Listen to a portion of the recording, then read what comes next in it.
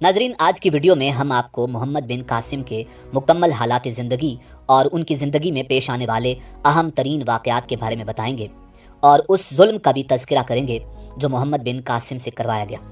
मगर नाजरीन, मोहम्मद बिन कासिम का पूरा नाम इमादुद्दीन मोहम्मद बिन कासिम बिन यूसुफ अस-सकफ़ी था। आप बनु उमैया के मशहूर सिपहसालार और तारीख़ के ज़ालिम तरीन हुक्मरान हज्जाज बिन यूसुफ के भतीजे थे। नाज़रीन, मोहम्मद बिन कासिम साल 694 ईस्वी में ताइफ में पैदा हुए। उनके वालिद ख़ानदान के मुमताज़ अफराद में शुमार किए जाते थे। जब हज्जाज बिन यूसुफ को इराक़ का गवर्नर मुकर्रर किया गया तो उसने सकफ़ी ख़ानदान के मुमताज़ लोगों को मुख्तलिफ़ ओहदों पर मुकर्रर किया।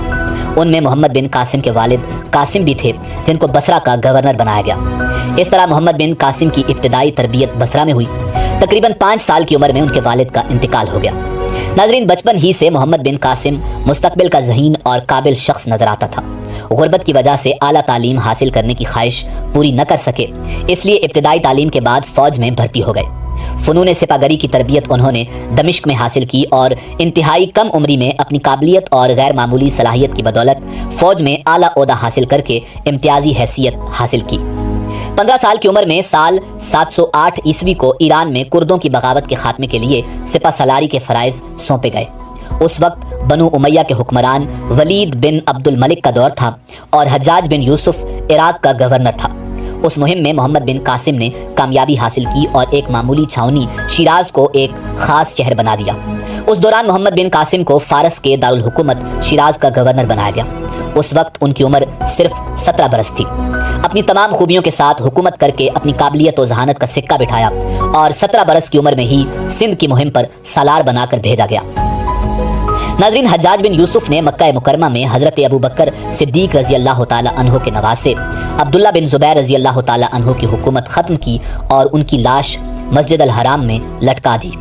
फिर वो इराक़ गया और हज़रत अबू बकर सिद्दीक़ रज़ी अल्लाह ताला अन्हो के भांजे के बेटे अब्दुर्रहमान बिन मोहम्मद के ख़िलाफ़ जंग की, जिन्होंने हज्जाज बिन यूसुफ के ख़िलाफ़ बगावत का ऐलान किया था, क्योंकि हज्जाज एक ज़ालिम तरीन शख्स था। उनका साथ मारूफ रावी और हदीस के उस्ताद अतिया इब्ने साद ओफ़ी ने दिया था। वो काफ़ी बूढ़े हो चुके थे, मगर उस बगावत की नाकामी के बाद कूफा से ईरान चले गए। शिराज में मोहम्मद बिन कासिम ने अतिया इब्ने साद ओफ़ी को गिरफ्तार कर लिया। नाज़रीन, तहज़ीब में हाफिज़ इब्ने हजर अस्क़लानी, तबक़ात अल कुबरा में इब्ने साद और तारीख़ तबरी में अल्लामा अबी जाफ़र मोहम्मद बिन जरीर अल मारूफ अत-तबरी लिखते हैं, हज्जाज बिन यूसुफ ने मोहम्मद बिन कासिम को ख़त लिखा कि हज़रत अतिया बिन साद ऊफ़ी को तलब करके उनसे हज़रत अली करमल्लाहु वजहुल करीम पर सबो शतम करने का मुतालबा करे और अगर वो ऐसा करने से इनकार कर दें तो उनको 400 कोड़े लगाकर दाढ़ी मूंद दें। मोहम्मद बिन कासिम ने उनको बुलाया और मुतालबा किया कि हज़रत अली करमल्लाहु वजहुल करीम पर सबो शतम करो। उन्होंने ऐसा करने से इनकार कर दिया तो मोहम्मद बिन कासिम ने उनकी दाढ़ी मुंडवा कर 400 कोड़े लगवाए। उसके बाद वो खुरासान चले गए। नाज़रीन, वो हदीस के सिक्का रावी थे। नाज़रीन, मोहम्मद बिन कासिम के हवाले से ये बात तारीख़ की जिन किताबों का हवाला हमने दिया उन किताबों में मौजूद है। हमारे नाज़रीन अक्सर हवालाजात के बारे में सवाल करते हैं कि ये किस किताब में और कहाँ लिखा है।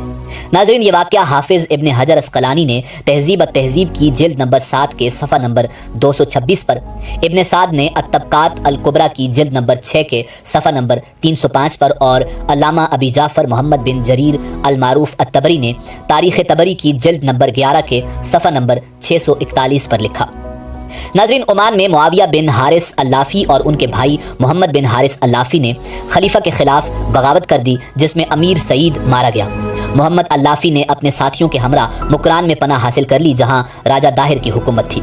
सिंध पर मोहम्मद बिन कासिम के हमले की एक वजह उन लोगों को गिरफ्तार करना थी। इसके अलावा उमवी सल्तनत में वसअत पैदा करना और तिजारती रास्ते पर तसल्लुत कायम करना उस हमले की वजूहात थी। एक रिवायत के मुताबिक जब राजा दाहिर ने चंद खवातीन को गिरफ्तार किया जो ताजरों के साथ आईं, तो उन्हें छुड़वाने के लिए मोहम्मद बिन कासिम ने सिंध पर हमला किया। नाज़रीन, मोहम्मद बिन कासिम को 17 साल की उम्र में ही सिंध की मुहिम पर सालार बनाकर भेजा गया। मोहम्मद बिन कासिम की फतूहात का सिलसिला साल 711 ईस्वी में शुरू हुआ और साल 713 ईस्वी तक जारी रहा। उन्होंने सिंध के अहम इलाके फतह किए और मुल्तान को फतह करके सिंध की फतूहात को पाया तकमील तक पहुंचाया, मगर शिमाली हिंद की तरफ बढ़ने की ख्वाहिश हालात ने पूरी न होने दी। मोहम्मद बिन कासिम कमसिन थे, मगर उस कमसिनी में भी उन्होंने न सिर्फ एक अजीम फाते की हैसियत से अपना नाम पैदा किया, बल्कि एक कामयाब मुंतजिम होने का भी सबूत दिया। انہوں نے تقریباً 4 سال سندھ میں گزارے، مگر اس مختصر عرصے میں انہوں نے فتوحات کے ساتھ ساتھ سلطنت کا اعلیٰ انتظام کیا اور سندھ میں ایسے نظام حکومت کی بنیاد ڈالی جس نے انصاف کے تمام تقاضوں کو پورا کیا۔ ناظرین، محمد بن قاسم نے اپنی صلاحیتوں، جرت اور حسن تدبر و اخلاق کے باعث ہندوستان میں جو کارنامے انجام دیے وہ قابل ذکر ہیں۔ سندھ کے عوام کے لیے انہوں نے رواداری کی بڑی عمدہ پالیسی اختیار کی۔ محمد بن قاسم کی سندھ کی فتح سیاسی، معاشرتی، مذہبی اور عملی ہر اعتبار سے بے شمار اثرات کی حامل تھی۔ ناظرین، ملتان کی فتح کے بعد محمد بن قاسم نے شمالی ہند کے سرسبز و شاداب علاقے کی جانب متوجہ ہونے کے لیے قدم بڑھائے۔ پہلے قنوج کے راجہ کو دعوت اسلام دی، مگر اس نے قبول نہ کی تو محمد بن قاسم نے قنوج پر حملے کی تیاری شروع کر دی۔ اس دوران حجاج بن یوسف مر گیا، جس پر محمد بن قاسم قنوج پر فوج کشی کی بجائے واپس آ گیا۔ حجاج بن یوسف کے مرنے کے بعد ولید بن عبد الملک نے مشرقی ممالک کے تمام گورنروں کے نام احکامات جاری کیے کہ وہ تمام فتوحات اور پیش قدمی روک دیں۔ محمد بن قاسم کی شمالی ہند کی فتوحات کی خواہش پوری کرنے کی حالات نے اجازت نہ دی اور کچھ ہی ماہ بعد خلیفہ ولید بن عبد الملک بھی مر گیا۔ اموی خلیفہ ولید بن عبد الملک کے انتقال کے بعد فاتح سندھ محمد بن قاسم کا زوال شروع ہو گیا، کیونکہ ولید کے بعد اس کا بھائی سلیمان بن عبد الملک جانشین مقرر ہوا، جو حجاج بن یوسف کا سخت دشمن تھا۔ حجاج کا انتقال اگرچہ اس کی خلافت کے آغاز سے قبل ہی ہو گیا تھا، مگر اس عداوت کا بدلہ اس نے حجاج کے تمام خاندان سے لیا اور محمد بن قاسم کی تمام خدمات اور کارناموں کو نظر انداز کرتے ہوئے انہیں حجاج کے خاندان کا فرد ہونے کے جرم میں عتاب کا نشانہ بنایا۔ سلیمان بن عبد الملک نے یزید بن ابی کبشہ کو سندھ کا والی بنا کر بھیجا اور حکم دیا کہ محمد بن قاسم کو گرفتار کر کے میرے پاس بھیجو۔ محمد بن قاسم کے ساتھیوں کو جب ان کی ہونے والی گرفتاری کا پتہ چلا تو انہوں نے محمد بن قاسم سے کہا کہ ہم تمہیں اپنا امیر جانتے ہیں اور تمہارے ہاتھ پر بیعت کرتے ہیں، خلیفہ کا ہاتھ ہرگز تم تک نہیں پہنچنے دیں گے۔ مگر محمد بن قاسم نے خلیفہ کے حکم کے سامنے اپنے آپ کو جھکا دیا۔